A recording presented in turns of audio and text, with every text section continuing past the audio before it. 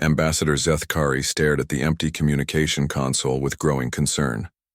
The blue lights that normally blinked with incoming messages from Earth had been dark for 3 days now. In all her years serving the Velthari Confederation, she had never seen the human channel so quiet. "Check the systems again," she told her assistant Morton. The young technician's tentacles moved quickly over the controls, but the result was the same. Nothing. No signals, no data streams, no cheerful greetings from the human trade representatives. Humans were many things, but quiet was not one of them. Since first contact 300 years ago, Earth had been like a busy marketplace in the galaxy's communication network. They sent scientific data, asked endless questions, shared stories, and somehow managed to talk to everyone. Even species that hated each other would speak through human translators. "Ambassador," Mordan said, his voice shaking slightly. "I'm reading something strange from the Sol system. There's an energy field around Earth. It's massive." Zethkari moved to look at the readings. The numbers made no sense. The energy signature was unlike anything in their databases. It surrounded the entire planet like a bubble extending far into space. "When did this appear?" she asked. "Unknown. Our long-range sensors can't get close enough to get accurate readings. Every probe we send stops responding when it gets near." Across the galaxy, other species were noticing the same thing. The Korthan Empire, always suspicious of human activities, immediately called an emergency meeting. General Vextar slammed his massive fist on the war table. "I told you the humans were planning something," he growled to his officers. "They've been too friendly, too helpful. No species acts that way without hidden motives." "But sir," one of his younger officers dared to speak, "the humans have kept every treaty. They've helped us with trade routes and silence," Vextar roared.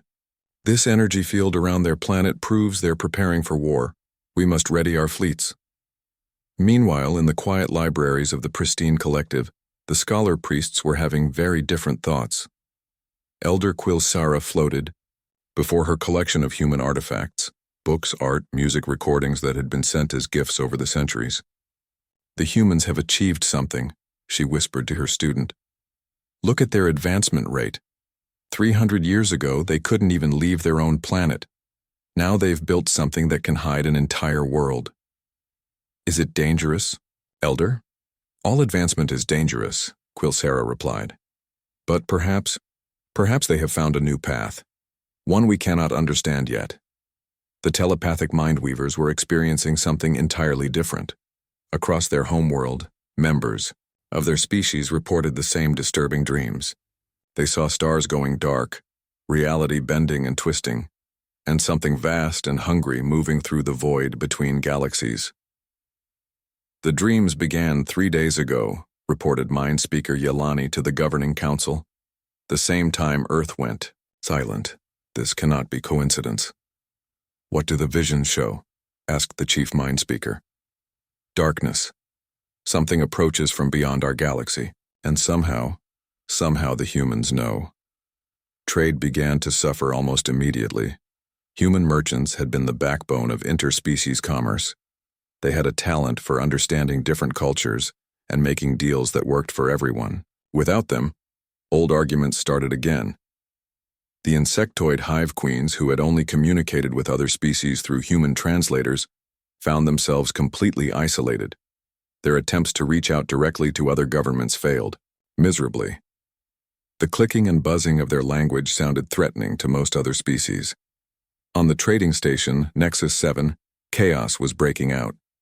Cargo shipments from human space had stopped arriving. Businesses that depended on human goods were closing. Fights were breaking out between different species who couldn't negotiate without human mediators. Station Commander Yultrek, a massive, bear-like creature from the Urson clans, tried to keep order, but even he was worried. "The humans were the glue that held this place together," he told his security chief. "Without them, we're falling apart." Dr. Yelandra, the galaxy's leading expert on human behavior, studied the reports coming in from across known space. She had spent 40 years learning about humans, visiting Earth, and writing papers on their unique psychology. "They don't just disappear," she muttered, going through old research files. Humans are social creatures, they need contact with others. Even during their worst wars, they never stopped trying to communicate. She pulled up historical records of human conflicts. Even when they fought each other, humans had always kept talking. They sent messages, tried to negotiate, argued endlessly about everything. The idea that they would voluntarily go silent made no sense. Unless, she said to herself, they're protecting something. Or someone. The Galactic Council called an emergency session. Representatives from dozens of species gathered on the neutral world of Harmony Prime. The Great Hall buzzed with nervous energy as different species shared their theories and fears. The humans have betrayed us, declared General Vextar, his armor gleaming under the chamber lights. They've built a weapon and hidden themselves away to prepare for conquest. That's ridiculous, countered Elder Quilsara, her voice calm and measured. The humans have shown no aggressive tendencies. They're explorers and traders, not conquerors.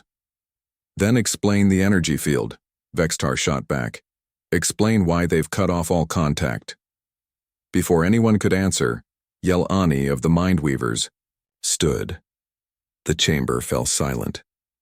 The telepathic species rarely spoke at council meetings, preferring to observe and listen.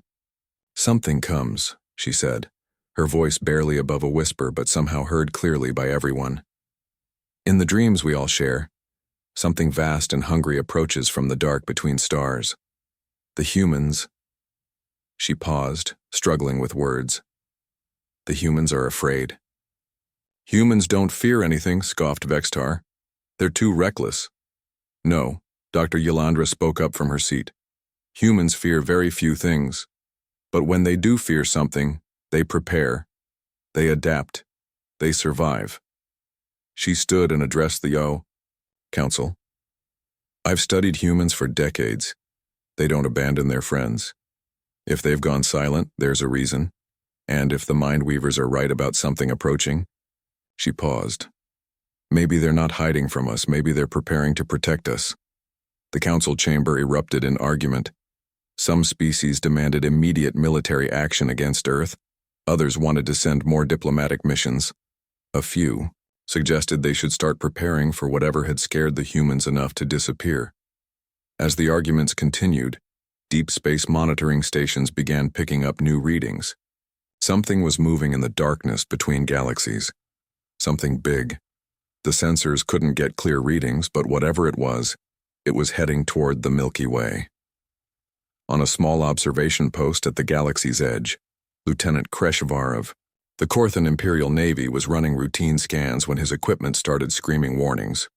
His screen showed massive energy signatures approaching from intergalactic space. By the void, he whispered, staring at the readings. How many ships is that? He tried to count, but the numbers kept growing. Hundreds, thousands, an entire fleet of unknown vessels, their design unlike anything in the galactic database. As he watched, one of the ships moved ahead of the main fleet. It approached the small mining colony of Kefra 7. Kreshevar tried to send a warning, but the communication systems went dead. On his screen, he watched in horror as the planet simply ceased. Not destroyed, not blown apart. It just stopped existing, leaving only empty space where a world and 3 million colonists had been moments before. The lieutenant's hands shook as he realized the terrible truth. Something was coming, something that could erase entire worlds. And somehow, the humans had known. 3 light years away, Earth remained silent behind its mysterious barrier, waiting. 6 months had passed since Earth went silent, and the galaxy was falling apart. Ambassador Zethkari stood before the emergency session of the Galactic Council, watching species that had been allies for centuries argue like children. The human trade routes are completely dead, reported Trade Minister Kolvar from the Merchant Guild. Cargo ships are stranded across 17 systems. Some captains are selling their vessels just to buy passage home. The statistics were frightening. Human merchants had handled nearly 40% of all galactic trade. They had connections everywhere, understood everyone's customs, and somehow managed to make deals that satisfied all parties. Without them, the complex web of interstellar commerce was collapsing. General Vextar pounded his fist on the table. This proves what I've been saying. The humans planned this. They've weakened our economy on purpose. That makes no sense, Dr. Yolandra replied calmly. Human businesses are suffering too. Their own people are stranded in our space. Why would they hurt themselves? She had been studying reports from across the galaxy. Human settlements and outposts had gone quiet at exactly the same time as Earth. Human traders, scientists, diplomats, and tourists had simply vanished from public view. Some were still at their posts, but they refused all contact with other species. Elder Quilsara floated forward, her ancient voice carrying across the chamber. Perhaps we're asking the wrong questions. Instead of wondering why they left, we should ask what made them feel they needed to hide. The pristine collective had been analyzing human cultural exports, movies, books, music, art, everything humans had shared with the galaxy over 3 centuries. Their scholars had found patterns. That troubled them. Human stories often feature themes of sacrifice, Quilsara continued. They tell tales of individuals who give up everything to protect others. What if an entire species decided to make such a sacrifice? In the corner of the chamber, the Mindweavers sat in silence. Yel'ani had not spoken since the first emergency session, but her people continued to report the same dreams. Stars going dark, reality bending, something vast and hungry approaching from beyond the galactic rim. The dreams were getting stronger. More Mindweavers reported them each day, and the visions were becoming clearer. They saw fleets of dark ships that seemed to absorb light itself. They saw worlds being consumed, their matter converted into more ships. And always, in the background, they sensed something watching from the direction of Earth. Commander Yultrek of Nexus 7 transmitted his daily report to the Council. 17 more businesses closed this week. Food shortages are beginning in several sectors. The Hive Queens are completely isolated. They literally cannot communicate with anyone without human translators. The insectoid species had tried everything. They sent messages in mathematical sequences, transmitted simple pictures, even attempted basic sign language through video calls. But their clicking, buzzing language and rapid movements terrified most other species. Without humans, to bridge the gap, they were alone. Dr. Yolandra had been reviewing historical data on human behavior during crises. What she found was both fascinating and terrifying. Humans had a pattern of going silent before major conflicts, but not to prepare for attack. They went quiet to prepare for defense. Look at their own history, she told her research team. Before their great wars, humans didn't boast or threaten. They organized. They shared information. They prepared to protect what they valued. Her assistant, a young Velthari named Selmar, studied the data. But what could threaten them so much that they'd cut off all contact? Something that would make them willing to sacrifice everything, Yolandra replied, including their relationships with us. The economic collapse was accelerating. The Corvin Mining Consortium reported that their largest operations had stopped functioning. Human engineers had maintained their most complex systems. Without that expertise, critical infrastructure was failing. We can't even repair our own equipment, admitted Minister Corvin to the Council. Human technology has become so integrated with ours that we don't know how to function without them. This realization was spreading across the galaxy. Humans hadn't just been traders and diplomats. They had been teachers, engineers, doctors, and researchers. They had quietly made themselves essential to galactic civilization. General Vextar saw this as proof of conspiracy. They made themselves indispensable on purpose.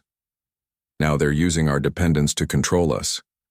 But Dr. Yolandra had a different theory. She had studied human psychology extensively, and she knew something the general didn't understand. Humans formed emotional bonds with other species. They genuinely cared about alien friends and colleagues. Humans don't abandon people. They care about, she told the Council. If they've gone silent, it's not because they don't care. It's because they care too much. On the rim worlds, shipping companies were collapsing. Routes that had been profitable for decades were now impossible to maintain. Human pilots had known secret paths through dangerous space, shortcuts that avoided pirate territories and natural hazards. Without them, travel times doubled and costs tripled. The psychological impact was just as severe. Many species had formed genuine friendships with humans. Personal relationships that had lasted decades were suddenly cut off. Alien children who had grown up with human teachers and friends found themselves confused and hurt. Ambassador Zethkari received thousands of personal messages every day. Desperate aliens trying to reach human friends, business partners seeking to complete transactions, researchers hoping to continue joint projects. The pain in these messages was obvious. "My daughter asks me every day when Dr. Sarah will come back," wrote one Velthari parent. "Sarah helped deliver my child and has been like family to us. How do I explain that she won't answer our calls?" These human connections had been deeper than anyone realized. Humans didn't just do business with other species. They formed real relationships.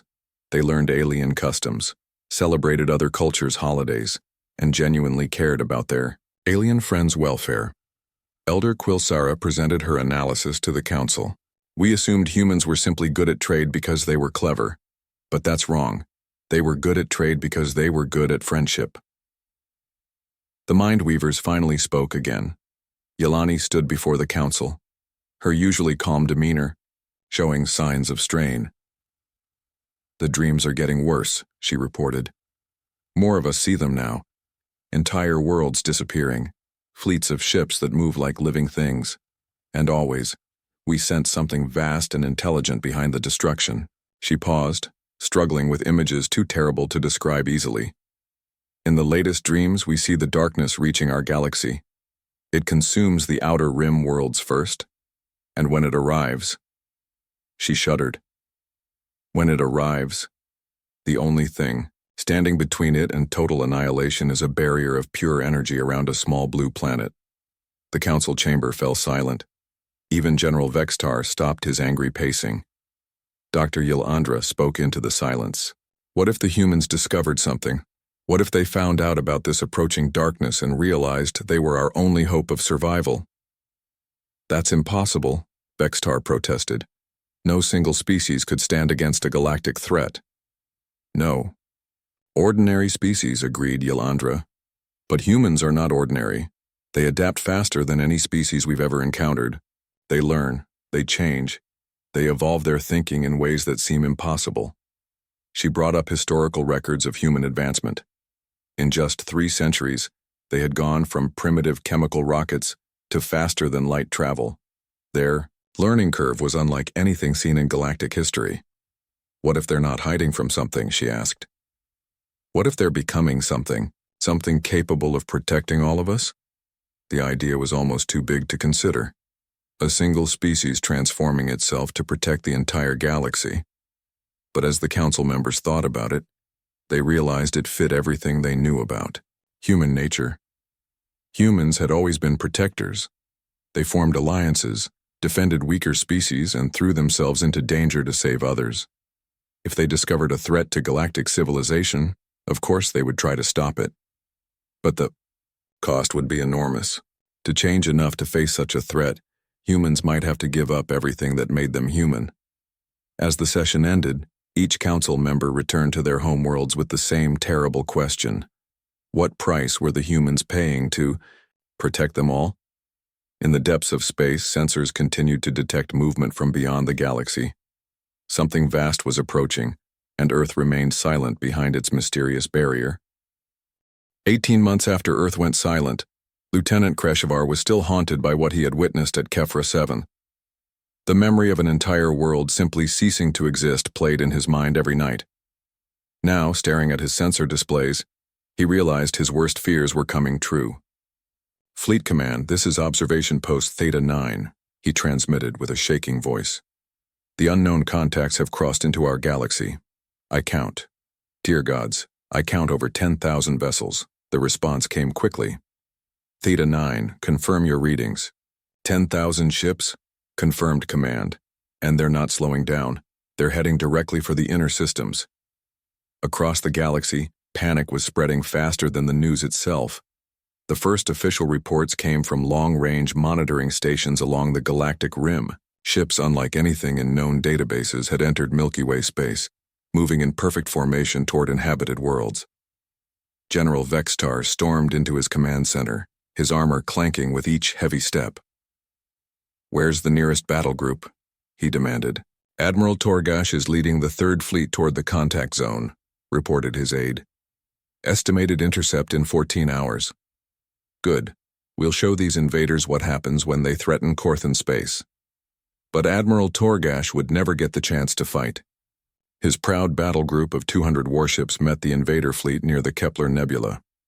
The engagement lasted exactly 4 minutes. The enemy ships moved like living things, flowing around the Korthan formation like water around stones. Their weapons didn't fire energy beams or launch missiles. Instead, they seemed to reach out with invisible forces that simply unmade whatever they touched. Admiral Torgash's final transmission was heard across military channels. "They're not destroying our ships. They're eating them, the metal, the energy, everything. It's all being absorbed into their hulls. By all the stars, what are these things?" Then silence. The pristine collective's deep space observatories captured detailed scans of the invading fleet. Elder Quilsara studied the data with growing horror. The ships were clearly artificial, but they grew and changed like living organisms. When they consumed destroyed vessels, their hulls actually expanded, incorporating the new material. "They're not just ships," she whispered to her research team. "They're alive. Or something close to it." Her most advanced sensors detected energy patterns that defied known physics. The invaders seemed to manipulate reality itself, bending space and time around their vessels. It was technology beyond anything the galaxy had ever seen. On the trading station Nexus 7, Commander Yultrek was trying to coordinate evacuation efforts when his sensors detected something that made his blood freeze. The energy signature of the invading fleet was heading directly toward his station. "All ships, this is Nexus 7 Command. Evacuate immediately. I repeat, all vessels must evacuate now." But there wasn't time. The first enemy ship emerged from hyperspace only minutes later, its dark hull seeming to absorb the light from nearby stars. It moved slowly toward the station, almost casually. "Command, I'm reading massive energy buildup," reported his tactical officer. "They're charging some kind of weapon." Yultrek looked at his crew, members of a dozen different species who had worked together for years. "Transmit all our data to Fleet Command. Make sure they know what's coming." The enemy ship didn't fire conventional weapons. Instead, it projected a field of pure dissolution. Nexus 7, with its 40,000 inhabitants representing 37 different species, simply ceased to exist. The metal, the air, the people, everything was converted into raw matter and absorbed into the invader's hull. Dr. Yolandra was in her laboratory when the reports started coming in. System after system going dark. Entire fleets vanishing without a trace. Colonial worlds with billions of inhabitants just gone. She pulled up her research on precursor ruins, ancient sites left behind by the mysterious race that had vanished millions of years ago. Most scholars thought the precursors had simply transcended physical existence, but their ruins contained warnings about something they called the Devourers. The hungry dark that waits between the stars, read one partially translated inscription. When the galaxy grows too bright, too loud, they wake. They come to make all things silent. Yolandra realized with growing horror that the galactic expansion of the last few millennia might have triggered some kind of ancient response. The galaxy had become too populated, too active. Something sleeping in the void had noticed and decided to clean house. The Mindweavers were in chaos. The psychic species that had dreamed of this invasion for months were now experiencing the reality through their telepathic connections with dying worlds. Yolani collapsed during a council meeting, overwhelmed by the mental screams of entire populations being erased. "They feel nothing," she gasped when she recovered. "The invaders have no emotions, no thoughts we can recognize. They're like cosmic antibodies. They don't hate us. They simply see us as a contamination to be cleaned away." The pattern of invasion became clear quickly. The dark fleet was moving directly toward the galaxy's center, consuming everything in its path. But their route was very specific. They weren't spreading out to attack multiple targets. They were following a straight line toward the Sol system. Admiral Kreshtar, who had taken command after his son's death at the Outer Rim, made the observation that chilled every military leader in the galaxy. They're not conquering territory. They're heading for Earth. Everything else is just in their way. Ambassador Zethkari studied the tactical displays with growing understanding. The invasion fleet's path would take them through dozens of major systems, but they showed no interest in establishing control. They simply consumed what they encountered and kept moving. They want something from Earth, she told the emergency council session. Something important enough to cross between galaxies. Elder Quilsara's research team made a disturbing discovery. The energy signature surrounding Earth was similar to power sources described in precursor ruins. Not identical, but related, as if the technology came from the same source but had been modified. What if the humans found precursor technology? She suggested to the council. What if they discovered not just ruins but active systems? The idea was terrifying and hopeful at the same time. If humans had access to precursor-level technology, it might explain their sudden disappearance. They might have discovered the approaching invasion and realized they needed to upgrade themselves to fight it. But precursor technology came with warnings. Every ruin contained cautions about the dangers of using such power. Many inscriptions suggested that the precursors themselves had been changed by their technology, transformed into something beyond physical existence. General Vextar, despite his losses, was still preparing for conventional warfare. "We'll make our stand at the Centaurus line," he declared. "Every available ship, every weapon we have." But Dr. Yilandra knew it would be useless. The invaders had already destroyed the galaxy's most powerful fleets without effort. Conventional weapons were meaningless against enemies who could manipulate reality itself. "There's only one force in the galaxy that might be able to stop them," she told the council. "The same force that's been hiding behind an energy barrier for 18 months. As if summoned by her words, every sensor in the galaxy suddenly detected a massive energy pulse from the direction of Earth. The barrier around the Sol system had changed, becoming brighter and more active. Lieutenant Kreshivar, now stationed at a backup observation post, watched his instruments with wide eyes. "Command, I'm reading something impossible. The energy field around Earth just expanded. It now extends beyond Neptune's orbit." The implications were staggering. Whatever the humans had built, it was growing stronger. The barrier that had hidden their world for 18 months was becoming something more, something that might actually be able to stand against the approaching darkness. But questions remained. Were the humans still human? Had they paid the ultimate price for the power to protect the galaxy? And most importantly, would they choose to help the species they had abandoned 18 months ago? The Dark Fleet continued its relentless advance, leaving empty space where thriving worlds had once existed. Behind them, the galaxy held its breath and hoped that somewhere on a small blue planet, their former friends still remembered what it meant to care for others. Time was running out. The invaders would reach Earth in less than 6 months. Whatever the humans had become, they would soon face the ultimate test of their transformation. In the depths of space, reality itself seemed to hold its breath, waiting for the confrontation that would determine the fate of all life in the galaxy. 3 years after the silence began, the Dark Fleet finally reached the Sol system. Admiral Kreshitar commanded the last major battle group in the galaxy, positioning his ships at what military strategists called the final line.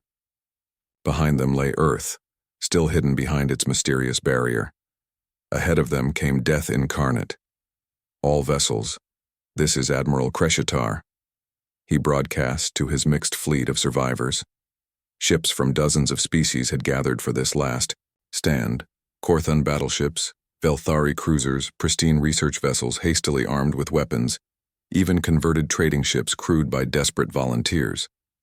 "We've all lost friends, family, entire worlds to these invaders.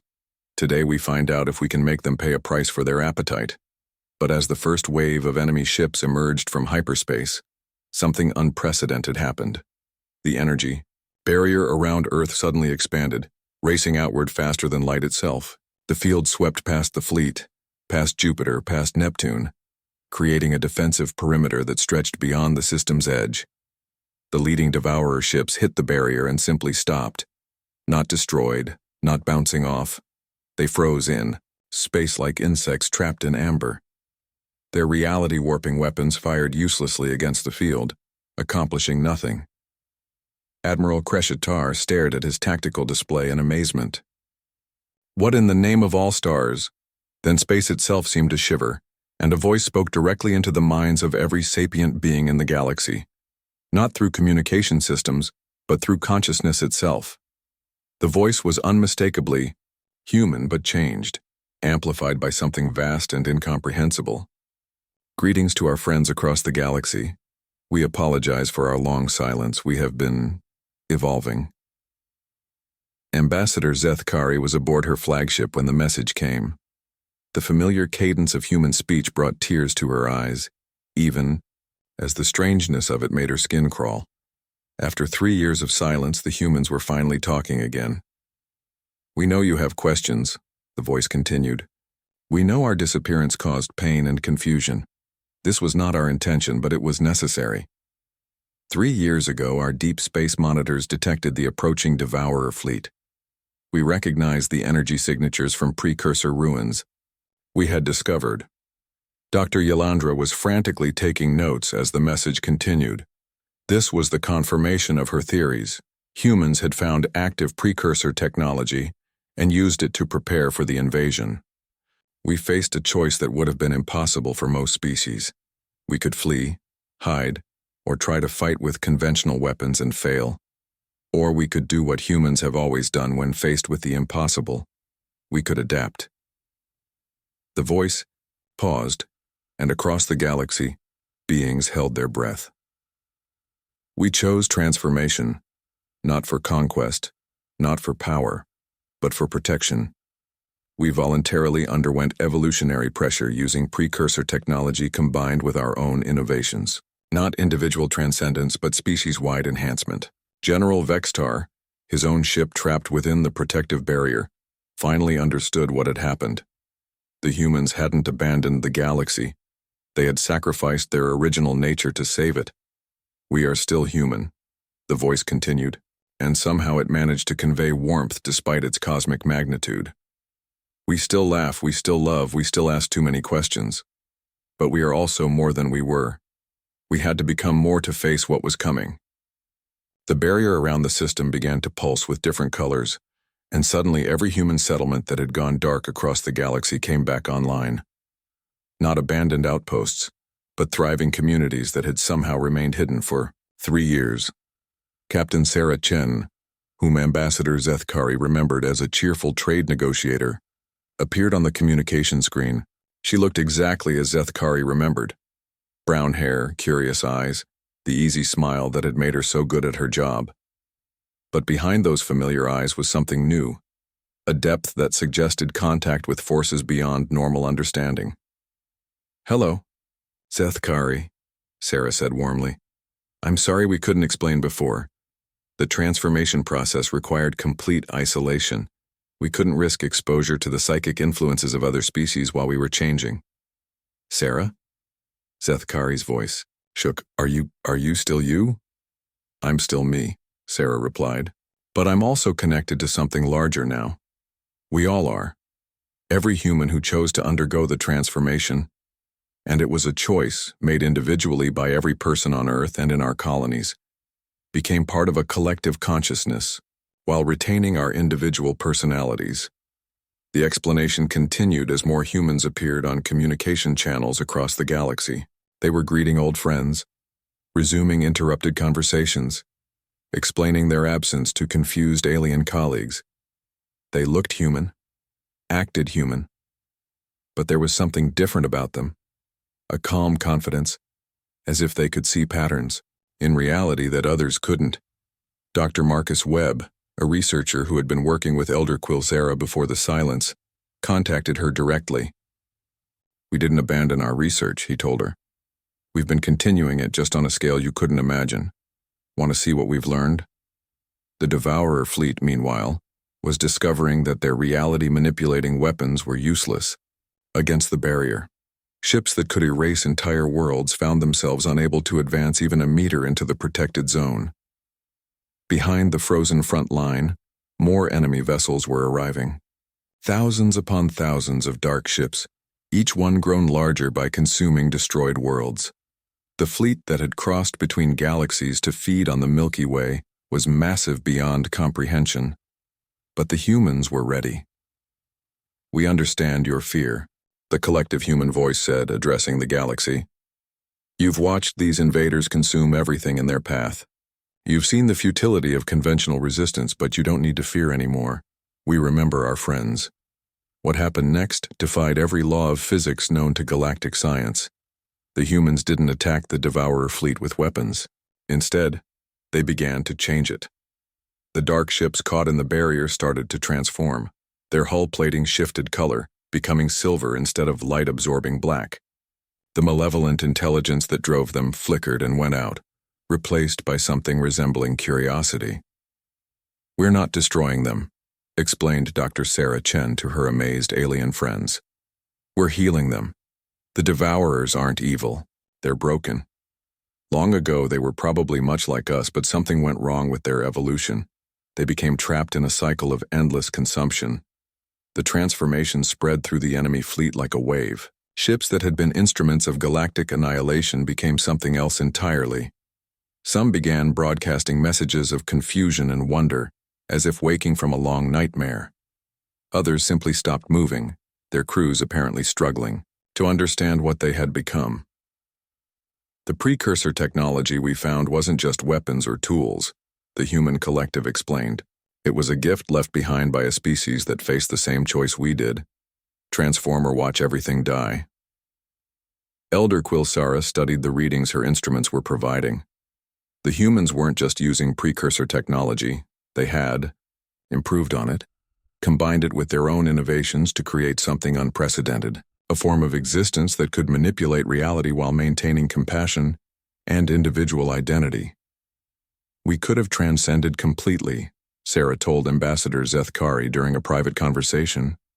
"The transformation offered us that path to become beings of pure energy, to explore dimensions beyond physical reality.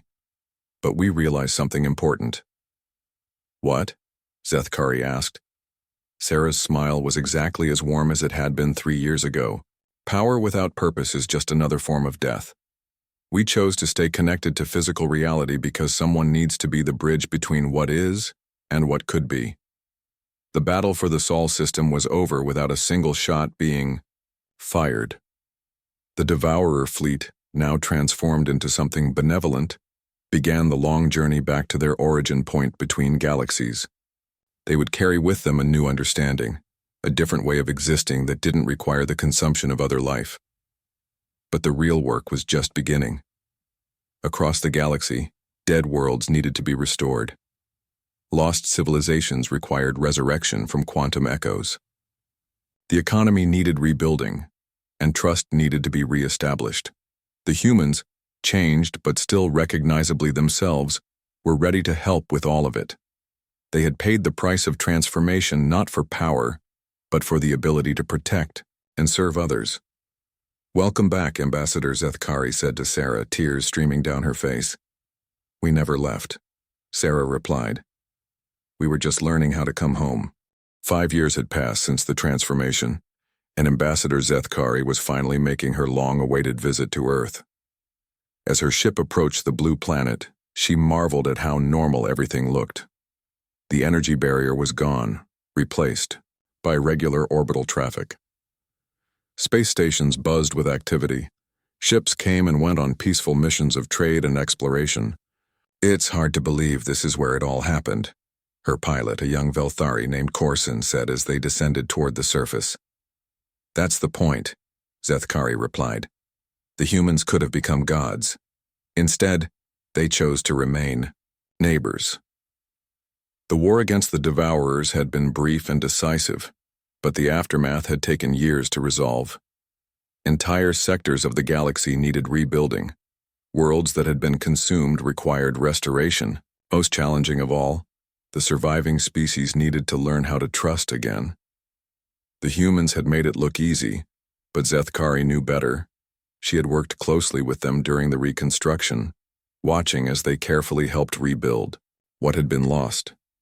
They never imposed their will, never demanded gratitude or special treatment. They simply helped, the way they always had. Dr. Sarah Chen met them at the spaceport in Geneva, looking exactly as Zethkari remembered her from decades ago. The transformation had stopped human aging, but Sarah still moved with the same cheerful energy that had made her such an effective diplomat. Zethkari!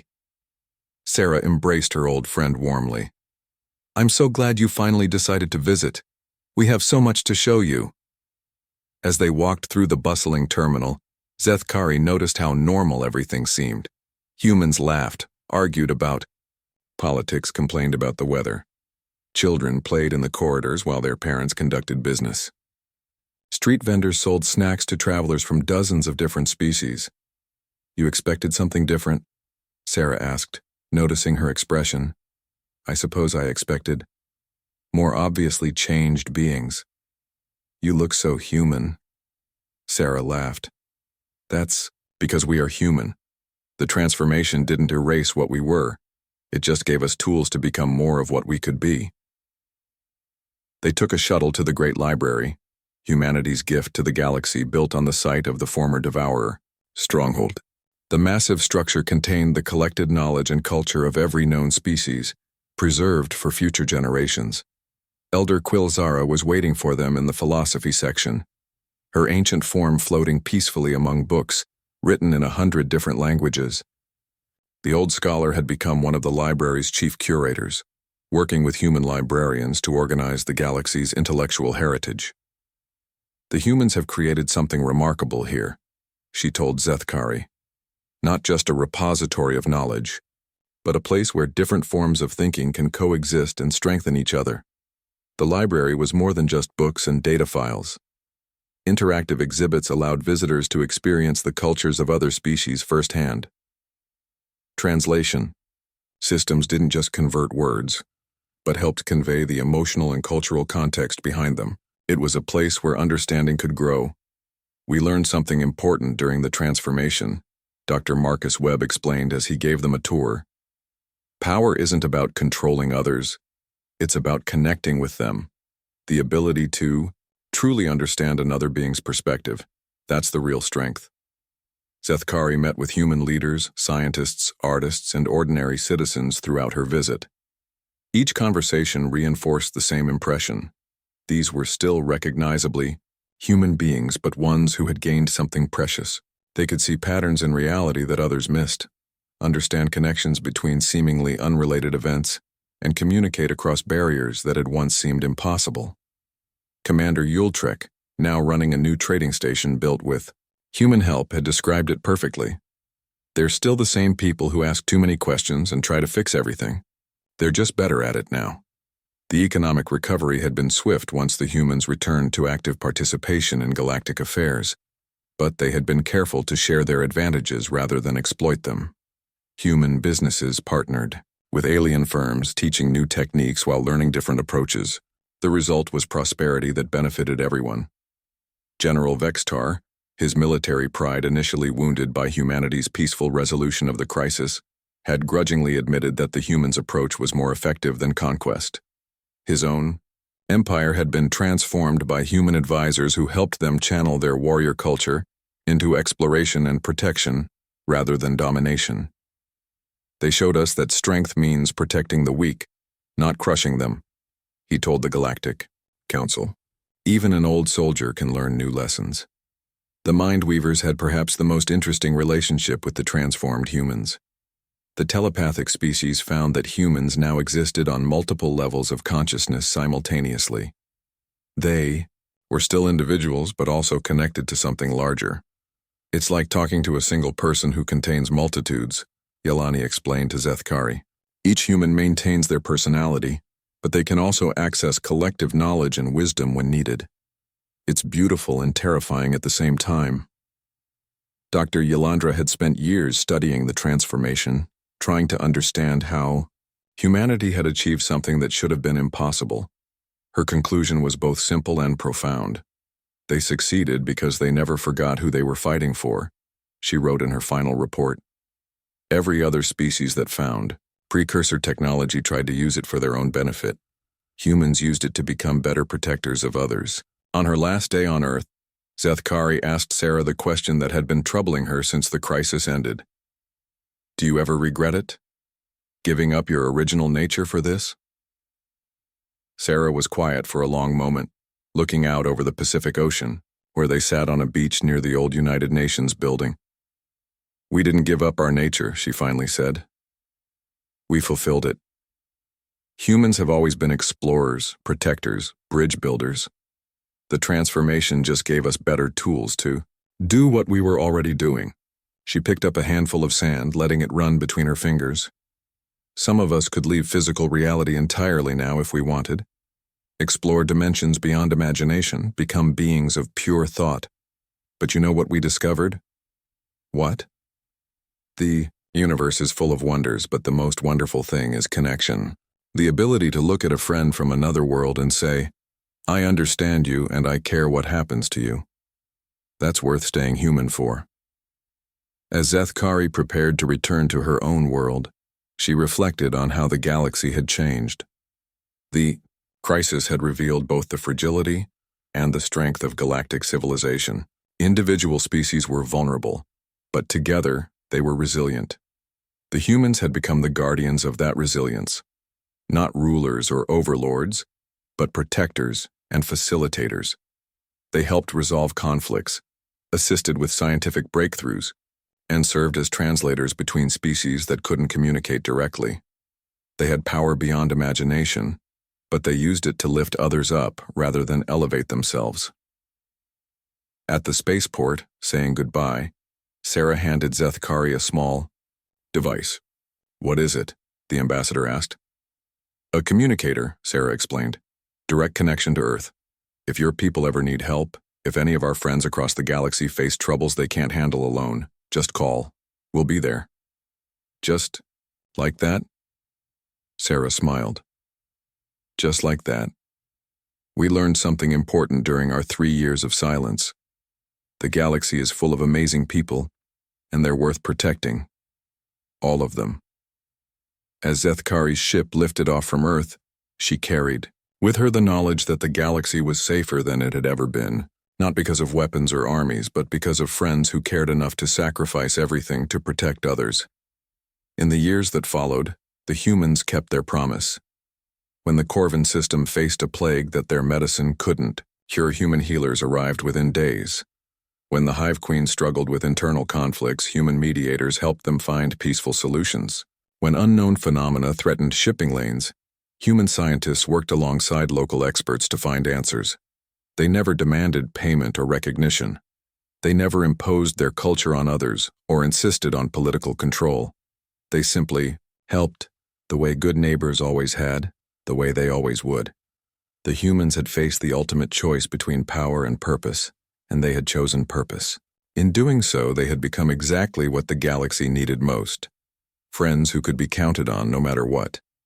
And in the quiet moments between crises, when the galaxy was peaceful and prosperous, the humans continued to ask their endless questions, explore new frontiers, and remind everyone that the most important journeys were the ones taken together. The silence had ended. The conversation would continue forever.